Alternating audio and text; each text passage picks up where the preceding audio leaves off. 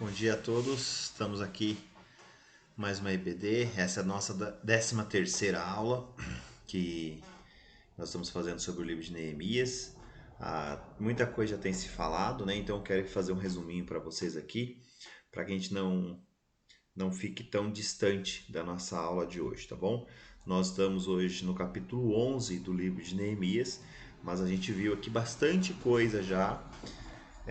Então a gente viu lá no primeiro capítulo, por exemplo, na primeira aula, o tema foi Além do Esperado. Qual que foi a ideia ali? Foi a introdução do livro, foi a introdução histórica do personagem também.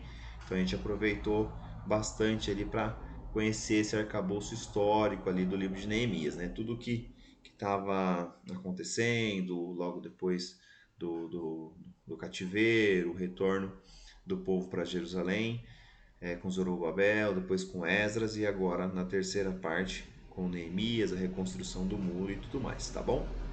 No segundo ponto foi o caminho da mudança, né? Então, quais foram os caminhos que Deus usou através de Neemias para tentar mudar ali o rumo da história do povo judeu, de Jerusalém também.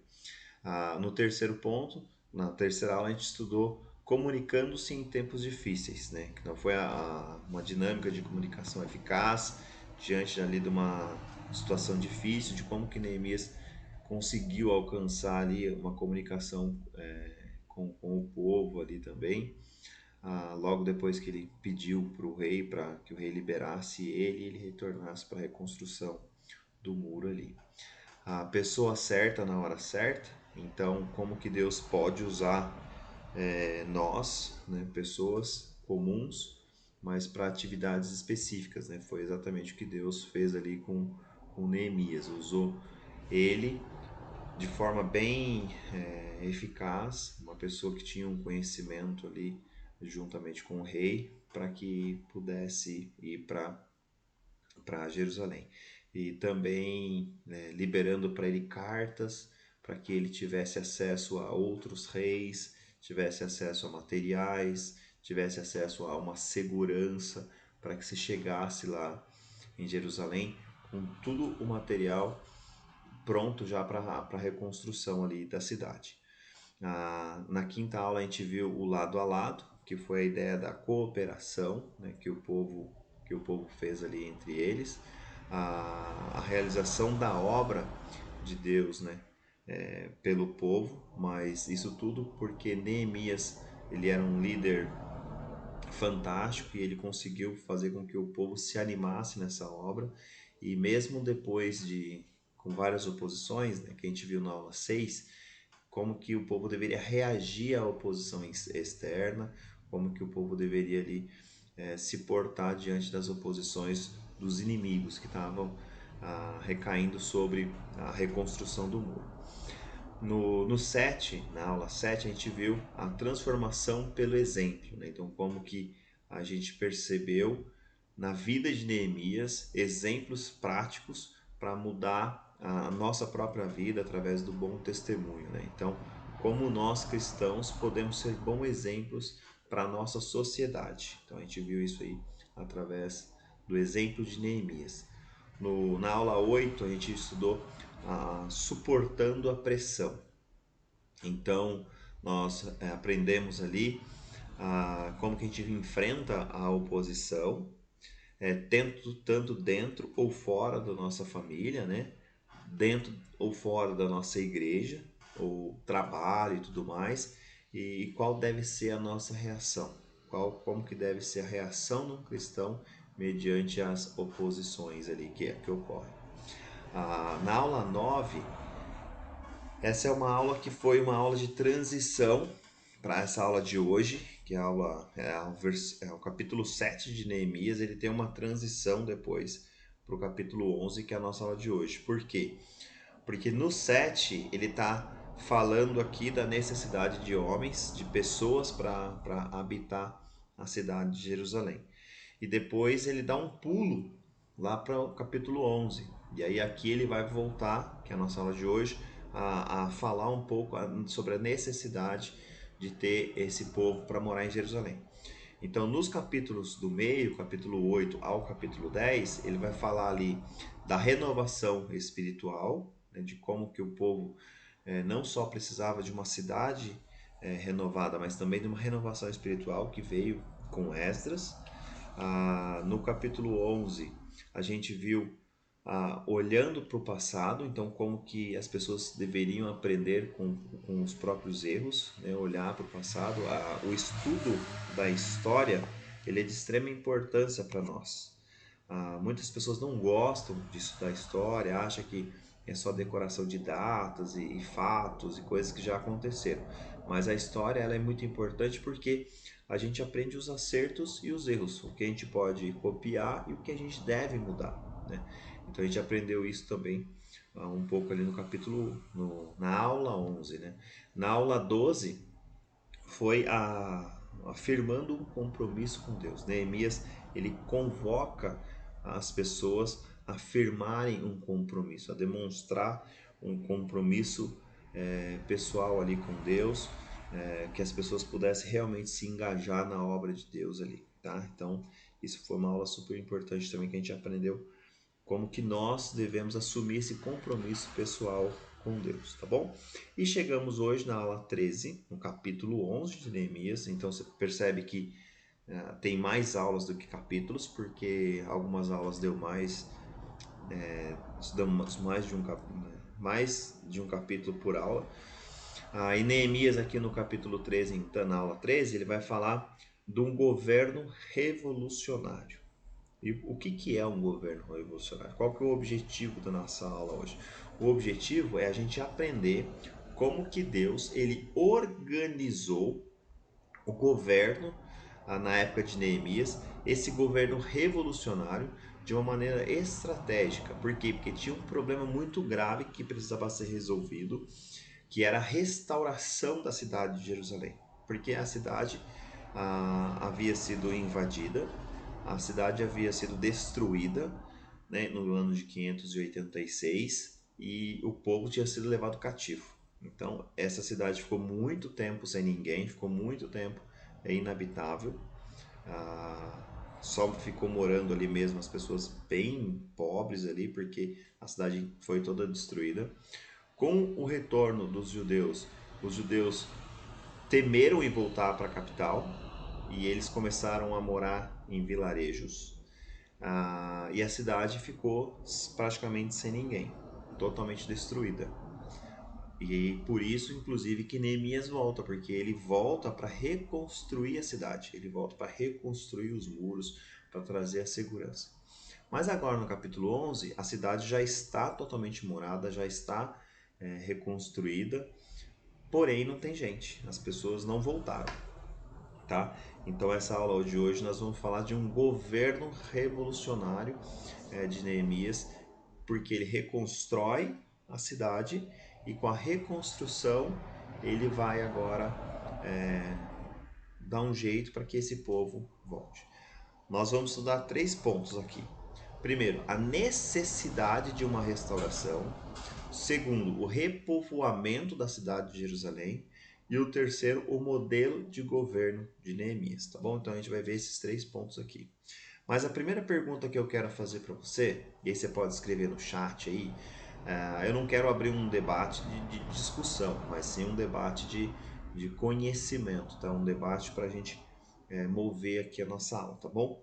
A primeira pergunta que eu vou fazer para você é: qual é o melhor sistema de governo? Qual você acha que é o melhor sistema de governo? E o porquê? Do porquê que você acha que esse sistema de governo ele é o melhor? Eu vou falar para você aqui quais são os modelos, tá? E aí com base nesses modelos, você vai me dizer depois qual é o melhor, tá bom? Primeiro modelo. Será que o melhor modelo de governo é uma ditadura? O que é uma ditadura? Você sabe o que é uma ditadura? Normalmente a ditadura ela é de cunho militar, onde os militares tomam ali conta do poder e eles impõem ali várias coisas. E essa imposição ela é meio forçada. Se você for contrário ao que o governo quer, então você vai sofrer ali fortes penas, você vai sofrer pode sofrer até mesmo prisões por causa disso aí. O Brasil ele teve uma ditadura, né? A ditadura militar do Brasil ela durou de 1964 até 1985, tá? Então a gente viveu na pele aqui o que era realmente uma ditadura. O engraçado é que quando eu converso com pessoas, né, mais velhas, pessoas que viveram nesse tempo da ditadura, e eu pergunto para elas qual que era o sentimento, o que elas pensavam sobre essa ditadura. E é muito diverso as respostas.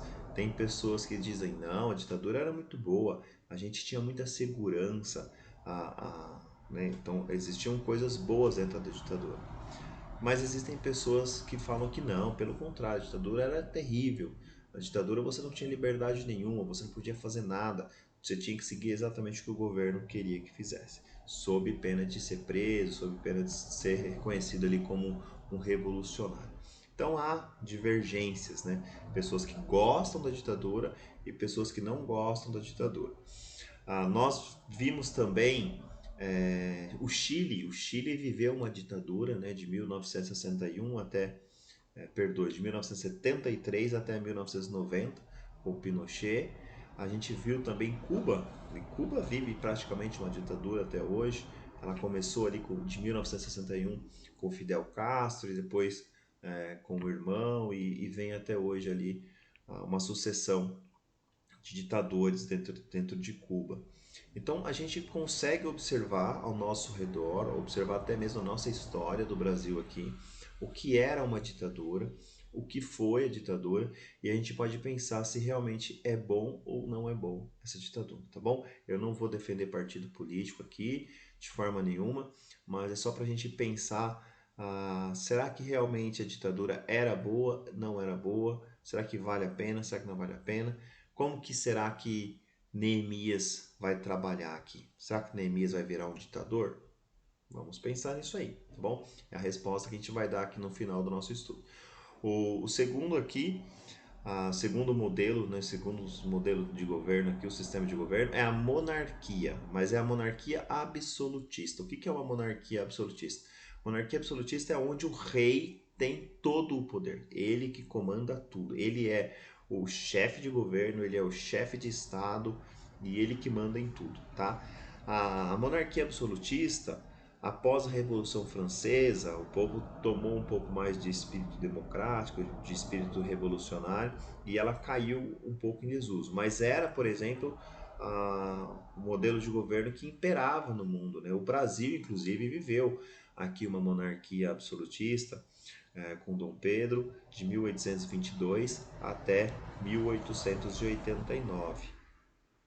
Luís XIV, por exemplo, rei da França, que viveu ali de 1638 a 1715, ele falava assim, como é que é? L'État c'est moi, ou seja, o Estado sou eu. Pra você ter uma ideia de como que era importante o poder e a figura do monarca. Ele diz: o Estado sou eu, quem manda sou eu. Gente, eu esqueci de apontar para vocês aqui, ó. Esse aqui é o ditador, a ditadura. Estou esquecendo de mudar meus slides aqui, me perdoem. Então, a ditadura. Aqui, a monarquia absolutista, tá bom? Então, onde o rei é que manda em tudo aqui. Então, l'État c'est moi. O Estado sou eu aqui, que, como diria Luís XIV. Mas hoje, apesar de ter caído um pouco em desuso, existem ainda vários países no mundo que têm uma monarquia absolutista. A gente pode citar, por exemplo, Brunei, o Catar, os Emirados Árabes Unidos. Eles vivem uma monarquia absolutista, onde o rei é quem manda, tá bom? Nós temos depois um outro modelo de governo que é o parlamentarismo. Né? O que é o parlamentarismo? O parlamentarismo ele se divide em duas formas. Ele se divide o parlamentarismo monárquico e o parlamentarismo república constitucional. O parlamentarismo monárquico é esse daqui, tá? Que é a rainha da Inglaterra. O que acontece com a rainha da Inglaterra? Ela é uma uma rainha, ela é uma monarca, porém não é ela quem manda em tudo. Ela tem ela é a chefe de estado, ela que tem todo o poder do estado, mas não é a chefe de governo. O chefe do governo é o primeiro-ministro, né? Então a gente lembra aí de Tony Blair, tão famoso aí na história da Inglaterra. Ah, hoje existem algumas monarquias desse formato parlamentar, a própria Inglaterra, Japão também vive dessa forma. Então existe o rei, mas o rei ele é somente o chefe de estado, o chefe de governo é ali o primeiro-ministro. E a segunda forma é a República Constitucional, que também é parlamentarista, ou seja, existe um presidente, aí, não, aí muda-se o nome, não é mais rei, mas é um presidente. Esse presidente também é um presidente eleito, mas ele é eleito de uma forma diferente da nossa. Mas quem manda também não é ele, ele também somente o chefe de Estado. Quem manda ali na parte governamental é o chefe de governo, que é o primeiro-ministro. Então a gente vê, por exemplo, a Alemanha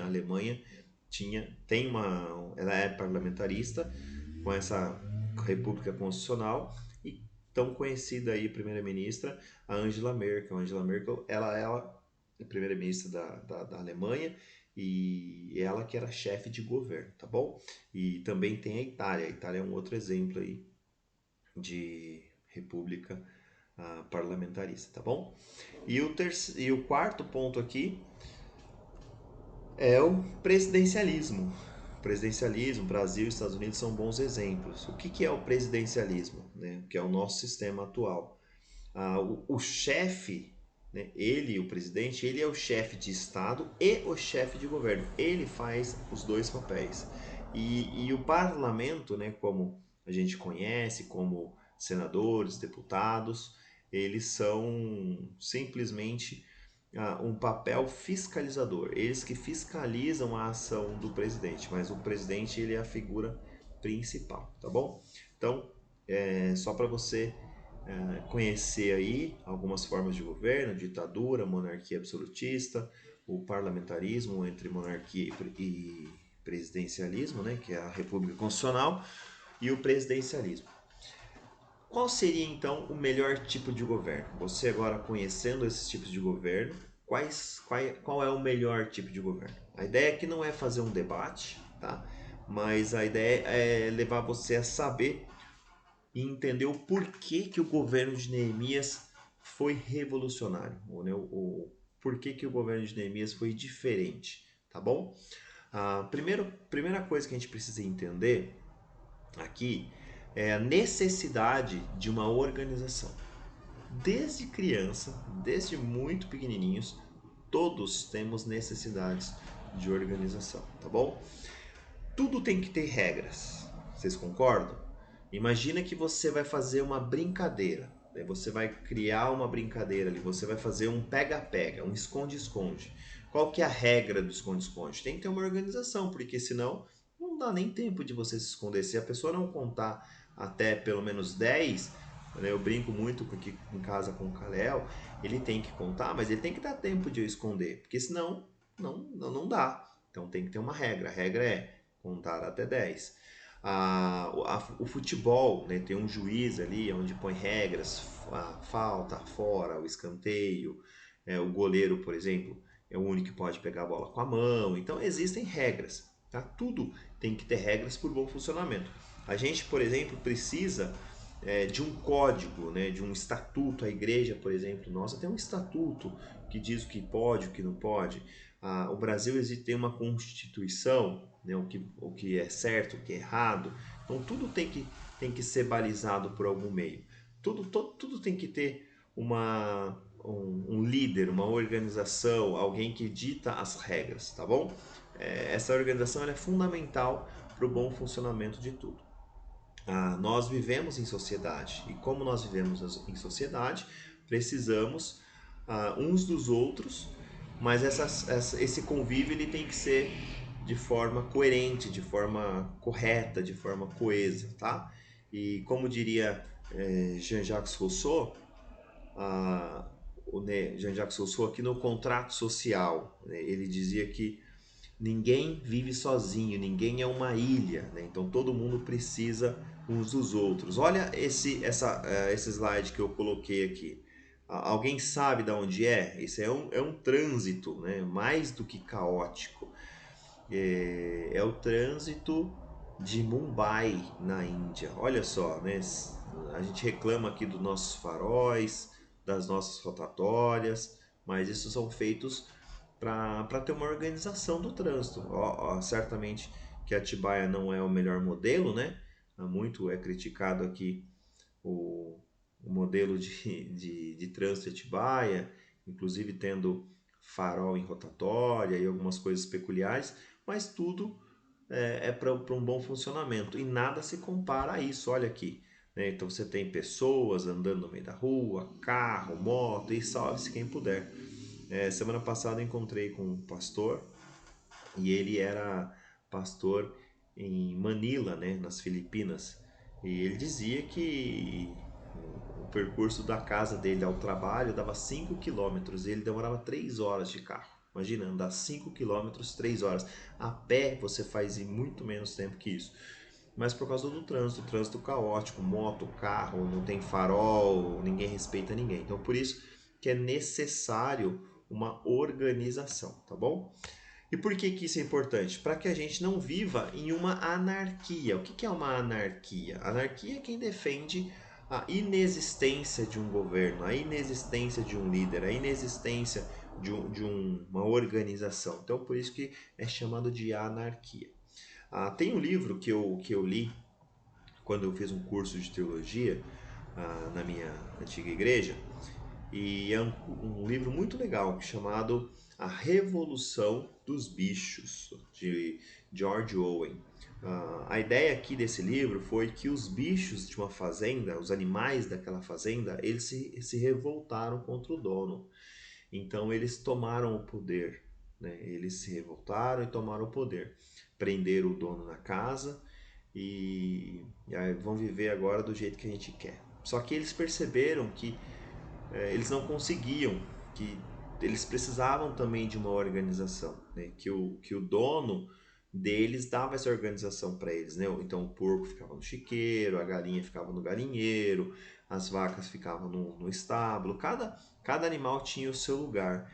E quando eles fizeram essa revolução, cada um vivia onde queria, inclusive depois o porco ele se torna aqui um ditador, ele se torna um líder, e ele toma a casa grande, ele vai viver na casa do dono e tudo mais. E eles perceberam que eles estavam bem, eles viviam bem, mas eles não sabiam, né? Então eles perceberam que quando o porco toma a liderança, o porco começa a subjugar os outros animais.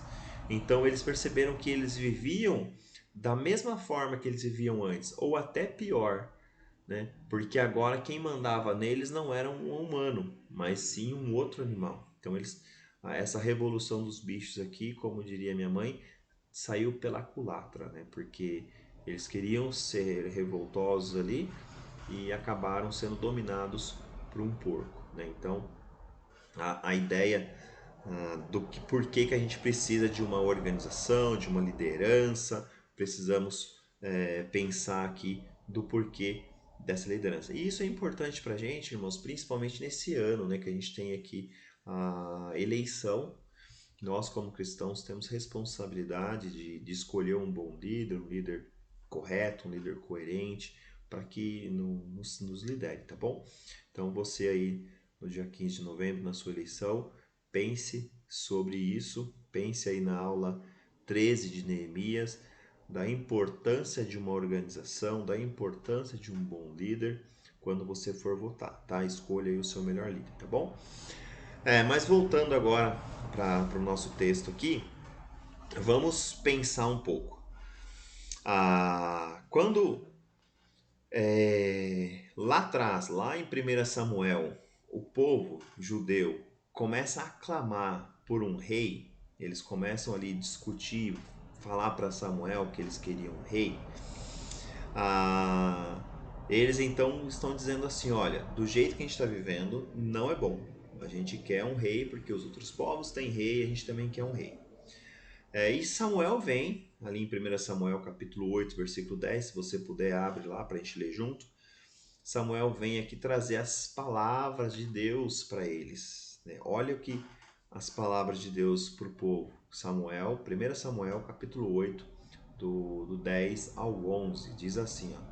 Samuel transmite todas as palavras do Senhor ao povo, que estava lhe pedindo um rei, dizendo: Isto é o que o rei, que reinará sobre vocês, reivindicará como seu direito. Ele tomará os seus filhos, tomará os filhos de vocês para servi-lo em seus carros de guerra e em sua cavalaria, e para correr à frente dos seus carros de guerra.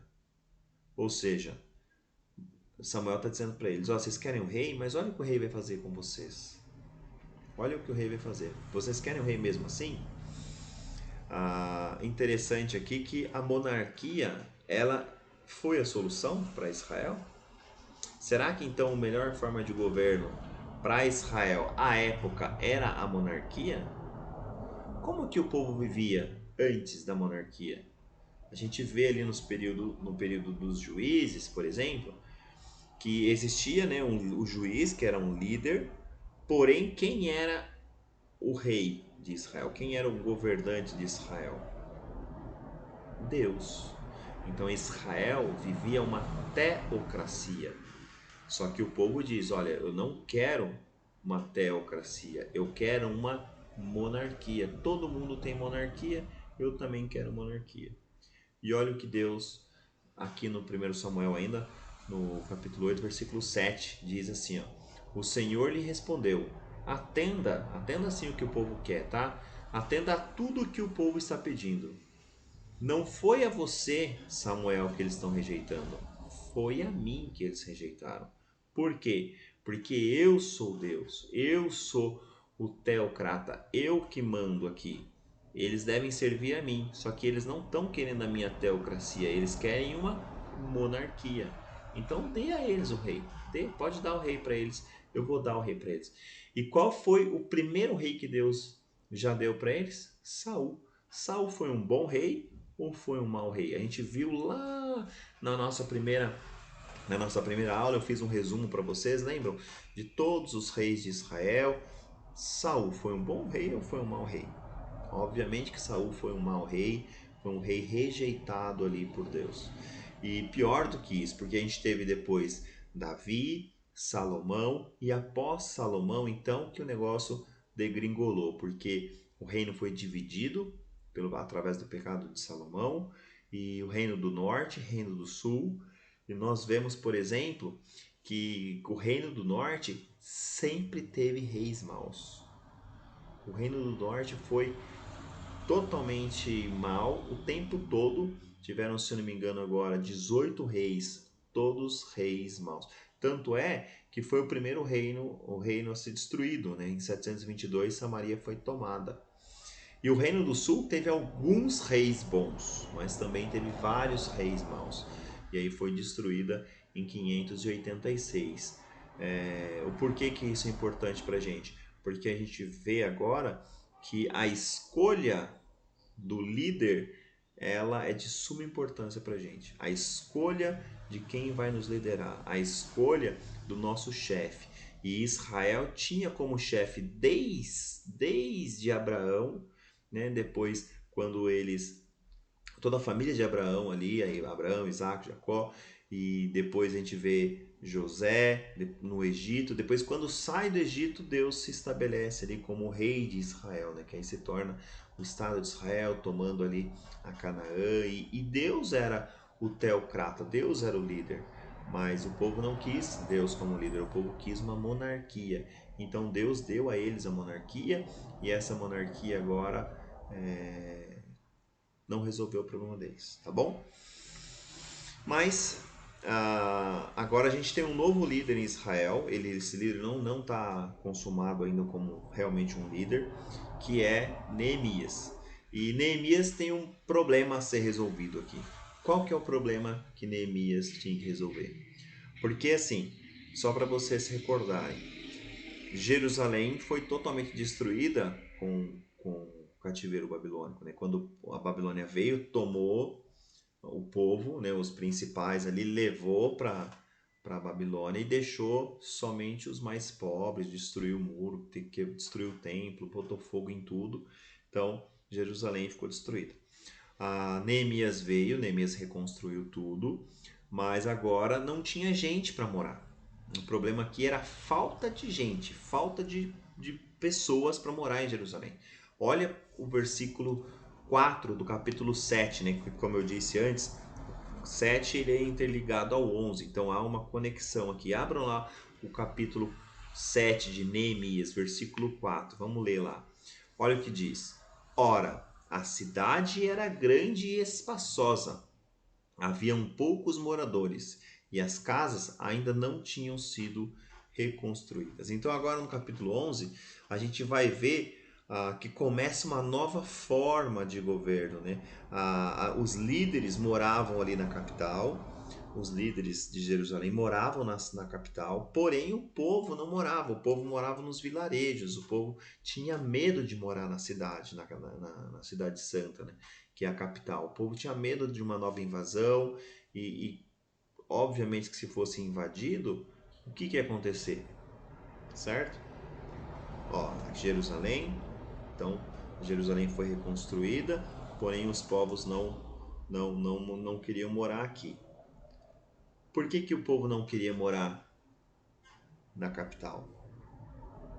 Olha aqui, há aqui, por exemplo, dois pontos importantes de Nova York, né? Mas não é a capital, mas o grande centro, né, dos Estados Unidos. A gente vê aqui a destruição das Torres Gêmeas, a gente vê aqui um outro ataque lá no centro, a gente vê aqui em cima, por exemplo, duas fotos que eu peguei da Síria. Por que você não mora nos grandes centros? Por que você não mora em lugares principais? Porque é o primeiro local que é alvo de ataque, né? Se for haver um ataque, esse ataque ocorre aonde? No centro. Ocorre na cidade principal. Então o povo tinha medo de morar ali. O povo morava então nas zonas rurais, nas zonas afastadas, né? Então o povo morava aqui lá no meio do mato, né? Onde reinaria a paz para eles. Nós observamos aqui, nós estamos hoje em 2020, né? Há 200 anos atrás, 2,5% da população mundial morava na cidade. Hoje, menos de 10% moram na roça. Então, hoje houve uma inversão completa. Hoje você tem mínimo de número de população morando na zona rural, porque a maioria das pessoas moram em cidades hoje. Porém, na época de Neemias já era diferente, né? Hoje, por exemplo, a gente vê aqui cidades como Mumbai, na Índia, ela tem 14 milhões de habitantes. Nós vemos, por exemplo, Xangai, na China, com 13,5 milhões de habitantes. São Paulo é a sexta cidade mais populosa do mundo, com 12 milhões. Eu estou falando da cidade, hein? Sem considerar ali a grande São Paulo, que vai passar de 20 milhões. Então, estou falando da cidade de São Paulo com 12 milhões de habitantes. A previsão aqui, por exemplo, eu vi esses dias uma previsão para 2035 é que Nova Delhi, na Índia, ela chegue a 30 milhões. Por quê? Porque a Índia não tem nenhum tipo de controle populacional. E com isso, a Índia vai crescer absurdamente. Já tem crescido, né? Então, o tanto é que Mumbai ali com 14 milhões, mas Nova Delhi vai passar, tá bom? No contexto de Neemias era totalmente diferente. Por quê? Porque as pessoas não moravam em cidades, as pessoas fugiam da cidade, né? Mas então Neemias ele tinha um papel aqui, que era convencer as pessoas a ir morar na cidade. As pessoas moravam nos seus vilarejos, vender tudo, largar a mão de tudo, largar toda a mão de tudo que eles tinham para ir morar na cidade, fazer ali um êxodo, né, rural, lá ali em Judá, sair dos vilarejos para vir morar na capital. Neemias tinha esse papel. Como a gente viu lá em Neemias 7:4, a cidade era muito grande, era muito espaçosa, as pessoas não moravam lá, tinha muitos lugares vazios. E por que essa cidade ainda não estava edificada? Por que essa cidade ficou vazia desse jeito? Simplesmente porque ficou 142 anos indefesas, ficou sem nenhum muro, ficou sem nenhuma garantia. Agora com a reconstrução, Neemias trouxe essa garantia, mas ele tinha que motivar o povo, ele tinha que fazer com que o povo habitasse aqui em Jerusalém. Então Neemias ele cria uma estratégia, ele cria uma nova estratégia. Abra comigo lá o texto de Neemias, capítulo 11, para a gente ver a estratégia criada ali por Neemias, para a gente ler um pouco ali do que Neemias fez, né? Eu não abri o texto aqui, mas eu vou abrir com vocês aqui. Neemias, capítulo 11, do versículo 1 em diante. Eu não vou ler todo o texto, porque vai chegar numa hora aqui que ele vai começar a fazer uma lista de pessoas. Então, para não deixar vocês entediados aí, mas é importante vocês lerem, eu vou comentar um pouco sobre isso depois, tá bom?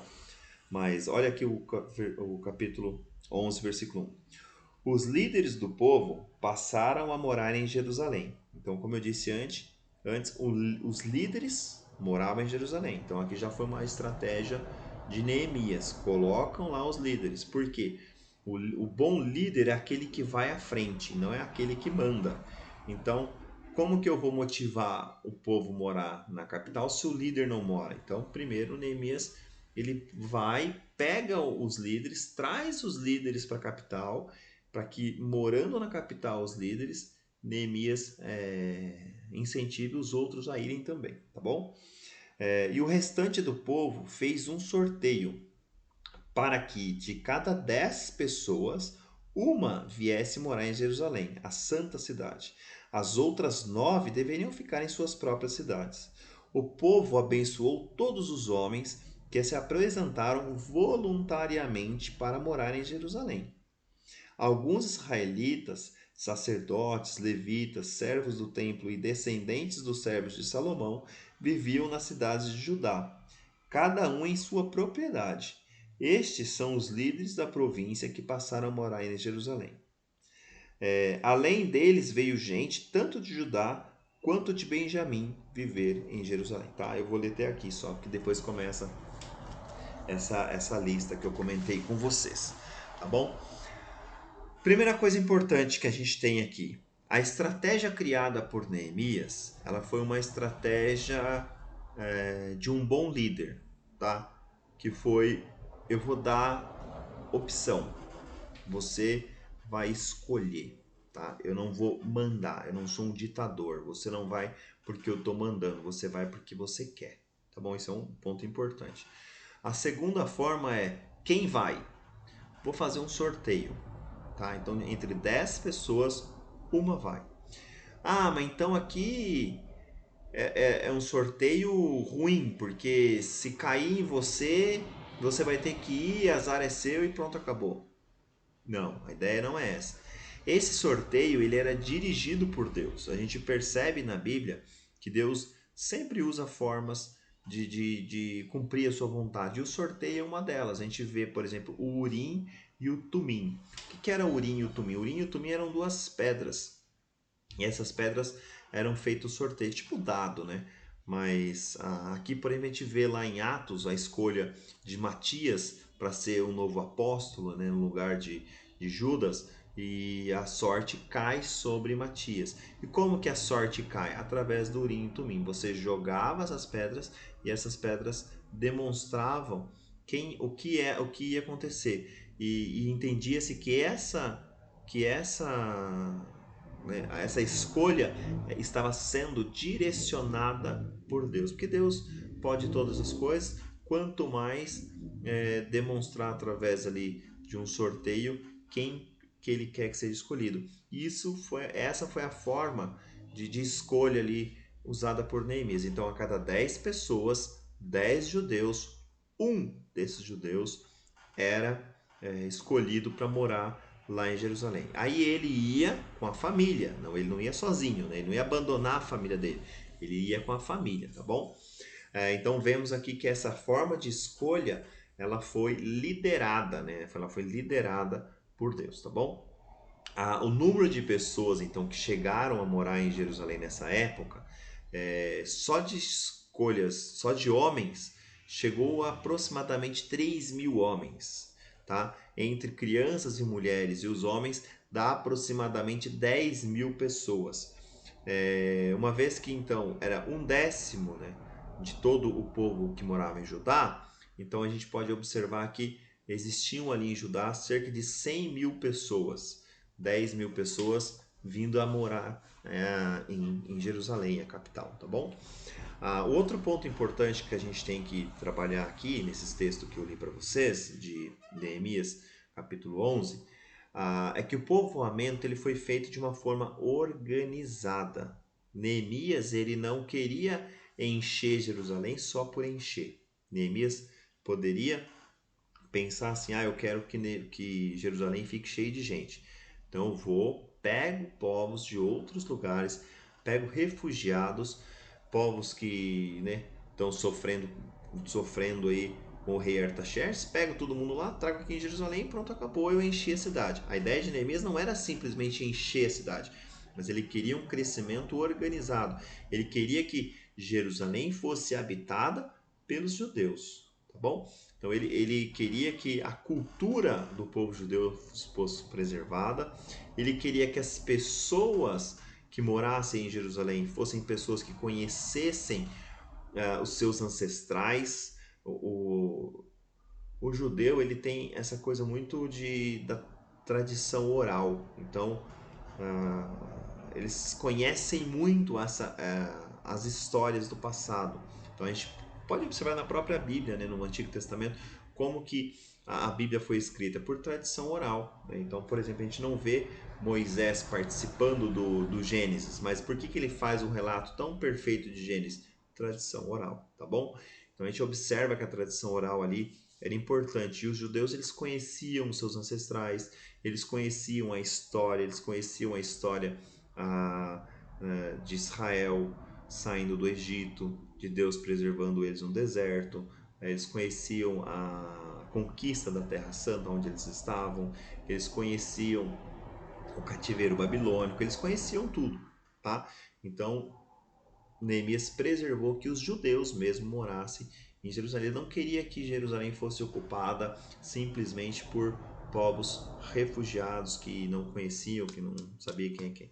A gente vai ver lá também no final do capítulo 11 que Neemias tentou também dizer assim para as famílias, olha, vocês morem nas suas cidades, né? Mas qual cidade? Na cidade onde seu ancestral viveu, para também fortalecer esse instinto patriótico do povo, né? Eu estou morando na cidade dos meus pais, estou morando na cidade dos meus avós, então eu estou vivendo na mesma cidade onde meu avô morreu. Então é uma forma de preservar a história do judeu. Neemias foi muito sábio em fazer isso, tá? Porque ele criou uma identidade, ele cria a identidade do povo judeu.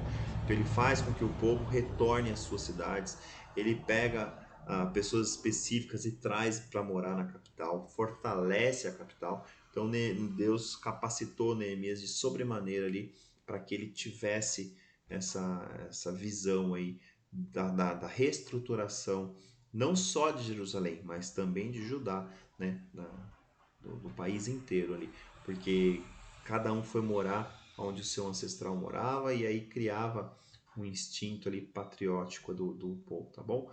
O terceiro ponto importante aqui que Neemias põe pra gente é que ele não é um déspota, ele não é um ditador, tá? Ele faz com que as pessoas queiram vir morar na cidade. Então ele deixa que o povo participe, né? Ele faz com que o povo participe dessa escolha.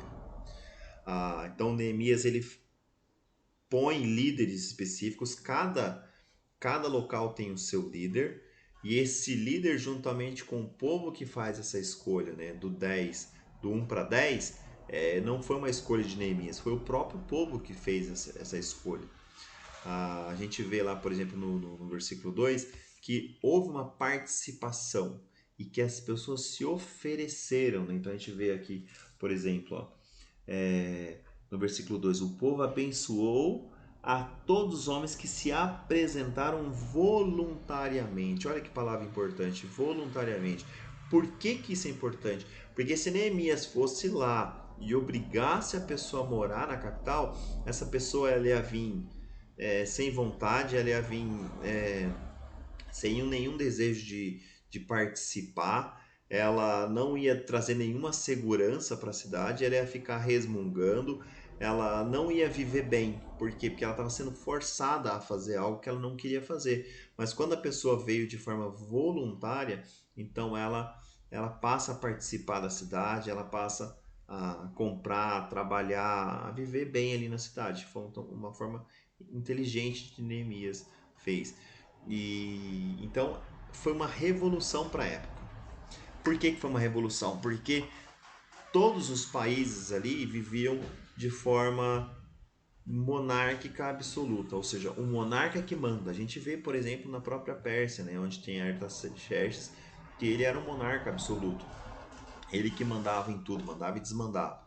Mas Neemias não, Neemias foi um líder revolucionário. Por quê? Porque ele está implantando aqui uma forma de democracia, onde o povo tem o poder de dizer, de escolha. Né? O povo tem o poder de, juntamente com os líderes ali, tomar a melhor escolha, entendeu? Então foi uma forma revolucionária de Neemias é, praticar ali na época, né? Porque a época ninguém se fazia isso lá na época, tá bom?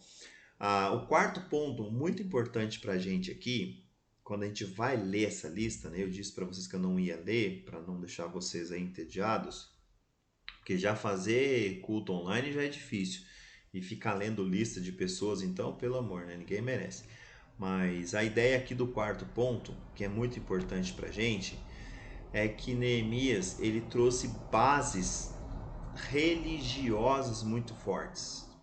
Neemias não colocou só pessoas civis comuns para morar na Jerusalém, mas ele trouxe o que? Líderes religiosos. Ele preservou a liderança religiosa. Ele trouxe juntamente com ele sacerdotes, levitas e outros religiosos, líderes do templo, como a gente vai ver ali no versículo 3. Por que isso é importante? Porque, como eu disse para vocês, Neemias ele queria criar uma identidade, ele queria criar um vínculo, que as pessoas se tornassem uma só, uma unidade. E qual é a melhor forma de fazer com que as pessoas fiquem unidas? Você achar algo em comum. Né? Então, por exemplo, quando você encontra uma pessoa na rua, você não a conhece, você não sabe quem é essa pessoa, e você começa a conversar com essa pessoa, o simples fato dessa pessoa ter algo em comum com você já faz com que ela se torne mais amigável. Seja torcer para o mesmo time, seja conhecer pessoas parecidas, né? Então eu conheço alguém que conhece alguém e isso já me traz próximo a ela. Então, como eu disse, por exemplo, desse pastor que eu conheci na semana passada, eu nunca tinha o visto, mas a gente começou a conversar e ele foi pastor de um amigo meu nas Filipinas, né? Lá em Manila. Então, nossa, isso já nossa, você conheceu ele, você traz ali todo um senso de amizade, de unidade, né? Então você começa a conversar com a pessoa de outra forma, simplesmente porque você achou um ponto em comum. Agora, que é algo mais importante desse ponto em comum era a religião. Qual que era a religião do povo judeu? O povo judeu adorava o mesmo Deus. Todos viviam ali com base na crença do mesmo Deus. Então, o que é melhor para trazer a unidade de um povo que seja Deus? Não existe. Então, Neemias ele traz esses líderes religiosos, esses levitas, né, que eram os responsáveis ali para as coisas do templo, os sacerdotes e tudo mais, para que agora, com essa base religiosa firmada, o povo se unisse. Né? Então, ia começar a voltar ali as atividades no templo, o povo ia começar a frequentar o templo novamente, começar a ter os seus cultos, as famílias iam começar a compartilhar de interesses em comum. Então a gente percebe que essa questão de Neemias trazer os líderes religiosos para trazer uma identidade foi muito importante, porque as pessoas começam a se unir. Quer ver um exemplo muito claro disso? Nós, aqui na igreja, por exemplo. Muitos de nós não nos conhecíamos, ou muitos de nós, muitas vezes, não temos contato uns com os outros durante a semana. Mas quando chega no domingo, quando a gente pode se reunir, parece que a gente é irmão, né, de sangue, assim, a gente nunca ficou longe um do outro. Por quê? Porque essa mesma fé faz com que a gente se una, né, se una de uma maneira tal que fala, nossa, parece que a gente sempre viveu junto, nunca ficou longe um do outro. Por quê? Porque é a mesma fé que nós temos. A ideia aqui de Neemias com o povo de Deus foi essa, de fazer com que o povo se unisse e juntos pudessem reconstruir Jerusalém novamente. Então, essa base religiosa aqui de Neemias foi muito, mas muito importante, tá bom? Então, o que foi então esse governo revolucionário de Neemias, que a gente tanto falou? A gente percebe aqui então que qual foi a forma de governo escolhida por Neemias para liderar o povo judeu? Porque a gente observou que Neemias ele precisava resolver um grande problema. O primeiro problema dele foi a reconstrução dos muros, trazer uma segurança para a cidade. Isso ele fez lá no até o capítulo 7. Depois, no 8 ao 9, ele precisava fazer com que o povo voltasse a adorar a Deus. O povo que estava ali em Jerusalém, que eles pudessem voltar ali uma revolução, uma renovação espiritual. E isso foi feito do 8 ao 10 ali com a ajuda de Esdras. E agora no 11, Neemias tem um outro problema, que é preencher as lacunas que ficou na cidade. Ficou faltando gente. A cidade era muito, muito grande para pouca gente. E Neemias ele traz uma forma revolucionária. Ele não vai impor nada a ninguém. Ele não vai obrigar ninguém a se mudar para Jerusalém.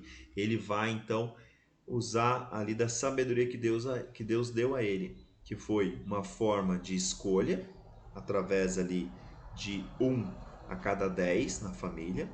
Ele põe líderes em locais específicos, então cada vilarejo vai ter os seus líderes e alguns líderes morando na capital. Para quê? Para que o líder more na capital, o povo se sinta confortável em vir para a capital também. Neemias ele coloca aqui uma forma de democracia, onde o povo escolhe, então o povo se apresenta voluntariamente para vir para a capital. E o ponto mais importante aqui é a unidade através da fé, que Neemias ele coloca aqui bases religiosas muito importantes, ele traz líderes religiosos, ele traz os levitas, ele traz os sacerdotes para a capital, para agora com o novo templo construído. Por quê? Porque agora com bases religiosas firmes, o povo vai poder se unir, tá bom? Assim como nós nos unimos aqui na nossa igreja, hoje na IBD, à noite no culto, a gente é unido. Neemias também queria que o povo de Jerusalém fosse unido. Então, qual foi a forma revolucionária de Neemias aqui? Ele praticou a democracia, algo que não era feito. A gente vê ali no governo de Artaxerxes, ele era o líder, ele que mandava em tudo.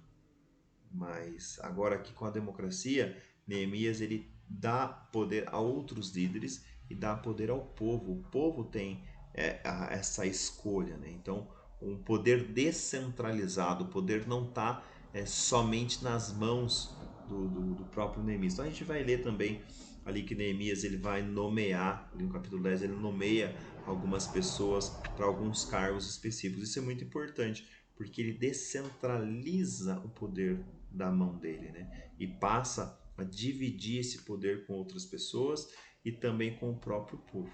Então, por isso que é um governo revolucionário. Então, a gente aprende muito com o livro de Neemias, em um capítulo tão cheio assim, com vários nomes de pessoas que voltaram, mas a gente pega o princípio, né? O principal da intenção do texto, que é apresentar uma forma revolucionária de governo, que é a participação do povo nas decisões, né? Então, Neemias foi um líder fantástico, totalmente capacitado por Deus. A gente aprendeu bastante com ele e vamos ainda aprender. Ainda temos mais algumas aulas até se encerrar esse nosso tempo aqui de Neemias, tá bom? Gente, eu não vi quanto tempo deu, realmente eu não marquei, tá? Mas eu vou ter que encerrar aqui o nosso tempo. Quero agradecer a todos. Como esse vídeo está disponível no YouTube, então não esquece de deixar ali o seu like, tá? O seu joinha.